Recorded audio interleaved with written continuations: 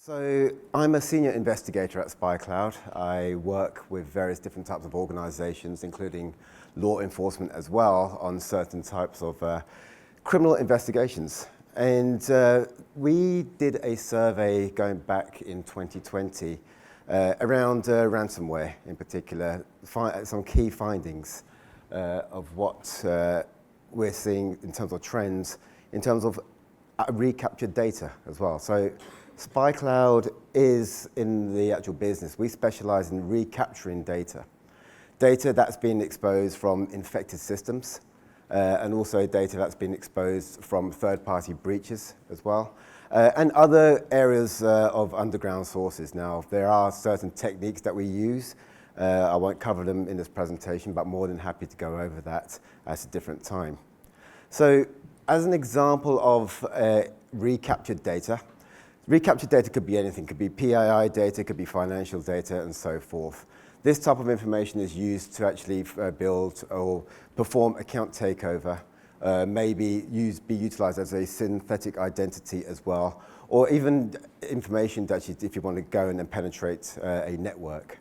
This is an example of a recaptured data, and I thought, based because we're in Manchester United football grounds, I took some details of some passwords that have been leaked, that have been recaptured, based upon typical passwords. If we look at the first one, just Manchester United as a password, there was around about just under 65,000 exact matches of passwords that have been leaked. Fuzzy matches, what fuzzy matches is, it could be Manchester United, but the A replaces a 4, the I replaces a 1, well, Manchester United 1, 2, 3, exclamation mark, and so forth. Somewhere where there's some sort of pattern. In the data that's being recaptured, it's around about 86,000 odd. So I looked into our data sets. So, and you can see some of these other types of passwords as well. What this tells me is, outside of just using these credentials to log in to maybe those services used by the individuals behind this password, it also gives me an opportunity. If I was an attacker, if I was a criminal, I would use this as a part of a profile. So password does become a part of someone's individual profile. So I could say, craft a phishing email with the theme of Manchester United. That probably increases the actual likelihood of the recipient to actually click on a link based upon this data, even just from the passwords, but even just from other PII data that's been exposed. The other thing you might want to notice here is certain types of passwords. You've got Ronaldo, he's high up in the volumes, he's very, very popular. But then we've got Busby Babe. It's a low number, but this can give me an indication around about the profile of the certain age group of that person that's behind that particular password. So Busby Babe might be the older generation, whilst Ronaldo is maybe more the younger generation, like me. So when we see recaptured data and when it's actually being used, last year there was a Colonial Pipeline's Achilles heel ransomware. They were subject to a ransomware attack. And what was the entry point was using a employee's password that uses access to their VPN. So this was a significant attack. It actually disrupted the whole pipeline services in the US. And it forced them to shut down, of which it resulted them in a payments around $4.4 million in total. That's a huge amount. And we see that the statement saying it was a complicated password. Doesn't matter if it's a complicated password these days. Passwords, even if a system's been infected, passwords are going to be exposed and leaked from that endpoint system. So a bit of fuel for fire. And we've heard this on some previous presentations as well. 60% of some recaptured data, some recaptured passwords, were used more than once on a different account. That's password reuse. As soon as I understand that pattern, I've got the assumption that I can probably even use the exact password or that particular password pattern to potentially log into different services, maybe within the organization. 97% of those were exact matches in terms of password reuse. It's difficult to control. There are solutions in place like two-factor authentication, but it's difficult to control. It's difficult to remember so many passwords. I mean, nowadays, you need a password for everything. It's so difficult to actually manage. But then we've got multi-factor authentication to cover this, which is great. We always do say we recommend multi-factor authentication.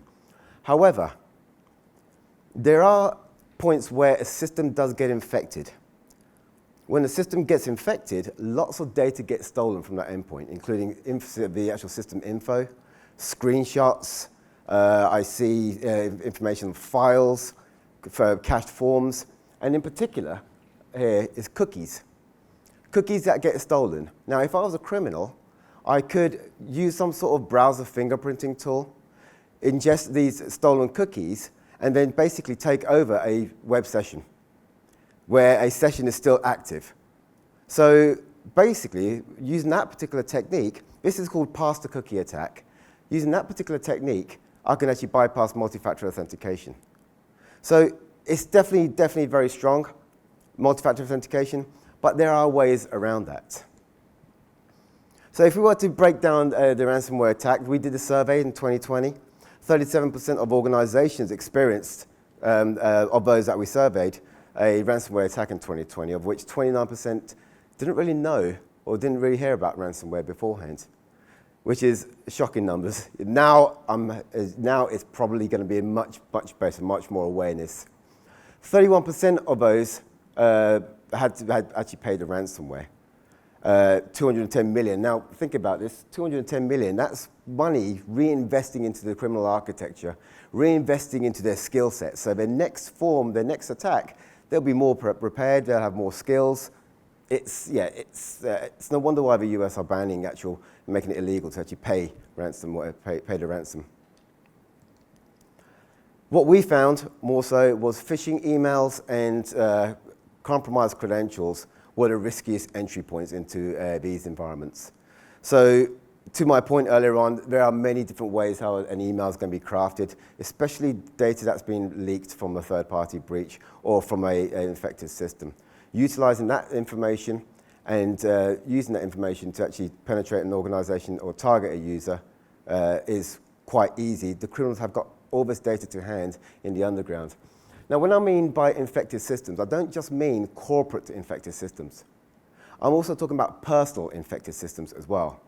Your users that are using their personal systems to access work resources, access work URLs, that also gets leaked, including credentials around that from a personal system. So there's an indirect leak, an indirect risk when users use their personal systems for work purposes. Same sort of type of risk when users use their corporate emails for their personal usage as well. Same type of principle of risk. So when we look at the life cycle of stolen credentials, let's say, for example, on day 0, an organization gets breached. Looking at day 2, criminals want to monetize this data as much as possible. At the very early stages, they want to monetize this. This data is accurate. This data is valuable at this point. And usually it's after day 3 or so and beyond, that's when the target attacks start to occur. But this information is not being circulated on the deep dark web, on the underground. It's not highly circulated until, let's say, maybe 500 days later, where it becomes more commodity-based data, commodity credentials. So those type of credentials are used more so in the likes of credential stuffing attacks, which can have a high success rate, but normally when that data is quite stale at that point, that's where the actual value of that data grows low. You can buy credential lists off the marketplace in the deep dark web for pennies or pounds or so, or cents. The stages of attack, in particular, I'm just going to focus on the first 3, where initially, and the first 3 is research and reconnaissance. This is where recaptured data comes in place quite well. Identify the target, for example, but also seek out as much information I can do for that target. That could be users and what they've actually leaked. So footprints of targets, the security profile. So in other words, the security infrastructure within an organization. The amount of times I've seen credentials that are pointing to a security tools portal that's been leaked, and talk about usernames and passwords, and the actual security vendor's portal, I get to see that quite often from that point as well. So what can I do? Even as an attacker, I can use that and maybe try and weaken that security. Enumerate the network as well. So even access to asset management systems and other aspects that also gets leaked. Stage 2, now I need to identify the initial access point. Do I use compromised credentials? Do I use botnet logs as well? Do I try to exploit a vulnerability, perhaps? So ways you can actually do that for the initial access, there are initial access brokers that does the job for you. Or they'll be using things like portals, forums, telegrams to actually acquire a lot of more data around that, as well as other automated type tools. Or collect, as I kind of mentioned, spear phishing campaigns, and also collect harvested credentials as well. So initial access brokers, these guys have done the jobs for you. These guys have actually have entered into and compromised the infrastructure, and now they're actually selling this on the underground. So all the hard bits, all the work that's done beforehand, initial access brokers have done this. And they do tend to pair up as well and have some partnership with ransomware gangs as well. So it's an easy point where somebody else has done the work for you. It's kind of like outsourcing. Yeah, outsourcing the actual initial entry point. Third step, gain access. Penetrates the target network. Now, what's going to be the best way? After I've got either use the initial the IAB, or maybe there's a exposed RDP connection, web-based Citrix service, VNC portals, other areas, and sometimes this may not be in control. Most common type of mistakes are actually done by humans, individuals, where they might have spun up a virtual machine, haven't followed OPSEC fully, because they're just running it temporarily. All of a sudden, that's been left exposed. I've seen that with RDP connections as well. So it's a simple type of tactics. Maybe look into areas that may not get as closely monitored. Voice over IP servers as an example, or even print servers as well, which is another entry point. But also maybe exploit a vulnerability as well.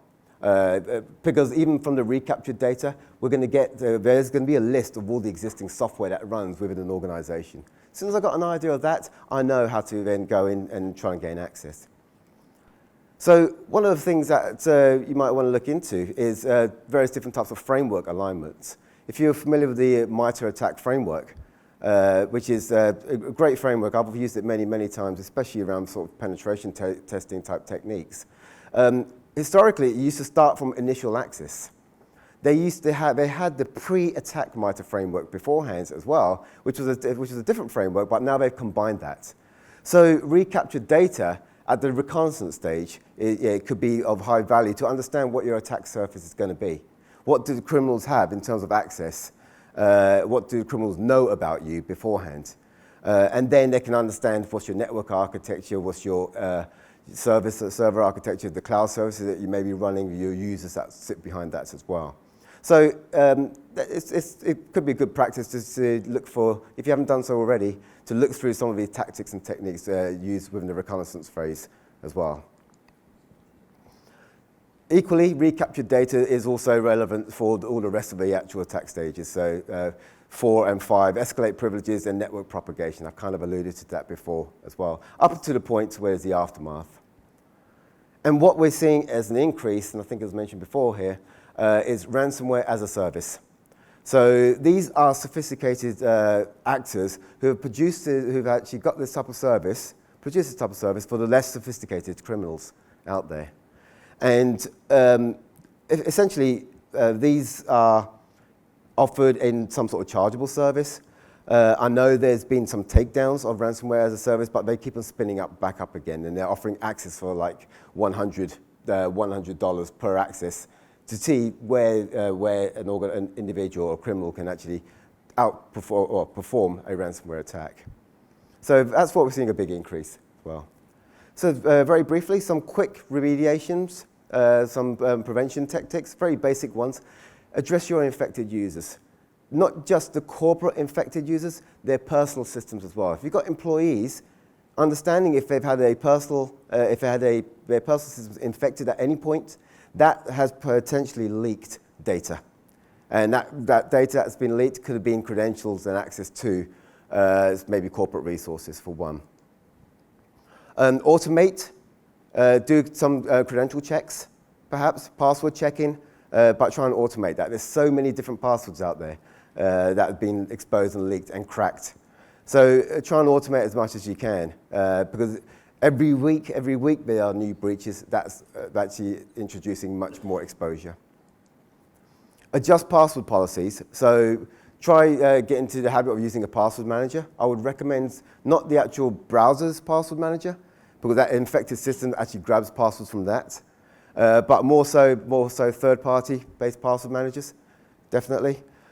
Multi-factor authentication, but this last one as well, and it's also a NIST recommendation, end the 90-day forced password reset.